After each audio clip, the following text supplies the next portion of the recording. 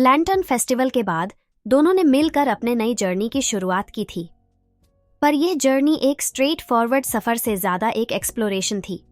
उनके emotions, past traumas और जो चीजें कभी उनके बीच अनसेड रह गई थी, वे वुक्सियान अपने मास्क के पीछे जितना भी छुपने की कोशिश करे, लन वंगजी का प्रेजेंस हमेशा उसका सच समझ लेता। वो दोनों युनमिंग के आउटस्कर्ट्स में एक इन में थे, जैसे कोई मिशन उन्हें नहीं बुलाया हो, पर सिर्फ वक्त साथ बिताने का एक मौका मिला हो। वंगजी अपने यूजुअल साइलेंट मूड में था, इनके क्वाइट कोर्टयार्ड में बैठा हुआ, जहां एक स्मॉल कोई पोंड शांत दिखाई दे रहा था। वुक्सियान अपने हाथ में एक वाइन जुग लेकर उसके पास आया और चीकली मुस्कराया। अब तो तुम भी शराब पियोगे, हंगवांगजून? वुक्सियान ने टीज करते हुए जुग उसकी तरफ बढ़ाया।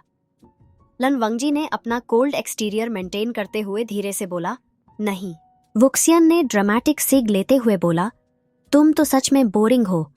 जिंदगी में थोड़ी मस्ती जरूरी होती है, लन जान।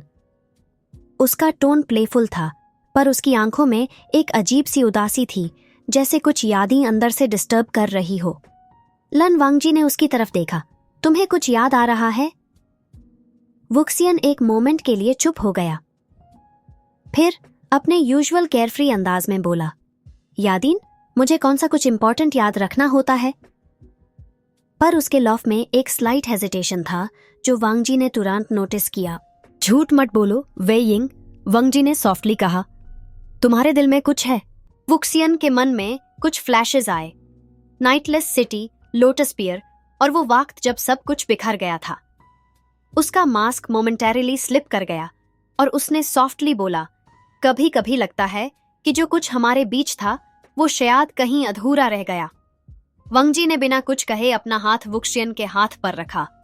ये एक सिंपल जेस्चर था, पर इतने सालों के गिल्ट, लॉन्गिंग और अनसेड फीलिंग्स को कन्वे करने के लिए काफी था। वुक्सियन ने हल्की सी मुस्कान के साथ बोला, तुम्हारे हाथ अब भी वैसे ही ठंडे हैं, लनजान। वांगजी ने सॉफ्टली जवाब दिया, और तुम्हारे हाथ अब भी वैसा ही सुकून देते हैं। यह मोमेंट उनके बीच एक साइलेंट अंडरस्टैंडिंग को सिग्निफाई करता था, एक दोस्ती और कुछ और गहरा, जो सिर्फ शब्दों से नहीं बल्कि गेस्चर्स और मोमेंट से ज्यादा मीनिंगफुल था। इनके पीसफुल एटमॉस्फेयर में एक सडन डिस्टर्बेंस हुआ। एक मैसेंजर बर्ड कोर्टयार्ड के कोने से लैंड कर गया। उसके पांव में एक स्क्रोल बंधा हुआ था। वांगजी ने स्क्रोल को कामली खोला, पर जैसे ही उसने उसका कंटेंट पढ़ा, उसकी आंखों में एक स्लाइट टेंशन दिखाई दी। वुक्सियन ने क्यूरियोसिटी से पूछा, क्या लिखा है हंगवांगजून? वांगजी ने उसकी तरफ देखा और स्लो सीरियस टोन में बोला, यिलिंग में कुछ सस्पिशियस एक्टिविटी हो रही है। पुराने सेक्ट्स एक बार फिर से कुछ एक्टिवेट करने की कोशिश कर रहे हैं। वुक्सियन का एक्सप्रेशन इंस्टेंटली शिफ्ट हो गया। उसका यूजुअल प्लेफुलनेस डिसअपीयर हो गया और उसके अंदर एक नई डिटर्मिनेशन जग गई। यिलिंग, वही जगह जहां मैं पहले था? वांगजी ने बस एक छोटी सी नोट दी। वुक्सियन ने अपना प्लेफुल अंदाज एक तरफ रखा और बोला, तो एक बार फिर हम दोनों एडवेंचर पे निकाल रहे हैं। मैं बता रहा हूं हंगवांगजून, ये सफर बोरिंग नहीं होगा। वांगजी ने हल्की मुस्कान के साथ सिर हिला दिया। तुम्हारे साथ कोई सफर बोरिंग नहीं हो सकता वे यिंग।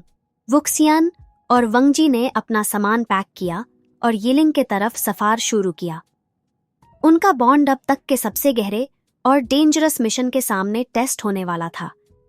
इस बार वो सिर्फ एक कर्स या आर्टिफैक्ट के खिलाफ नहीं लड़ रहे थे, वो अपने पुराने डिसीजंस, इनसिक्योरिटीज और एक दूसरे के लिए अपने ट्रू फीलिंग्स से भी फाइट कर रहे थे। पर एक चीज क्लियर थी, चाहे कुछ भी हो, लन वांगजी और वे वुक्सियन इस नए जीवन में भी एक दूसरे का साथ नहीं छोड़ेंगे। जैसे ही दोनों ने एक नई जर्नी की शुरुआत की, उनके दिलों में एक अनसेड प्रॉमिस था, इस बार कुछ भी अधूरा नहीं रहने देंगे।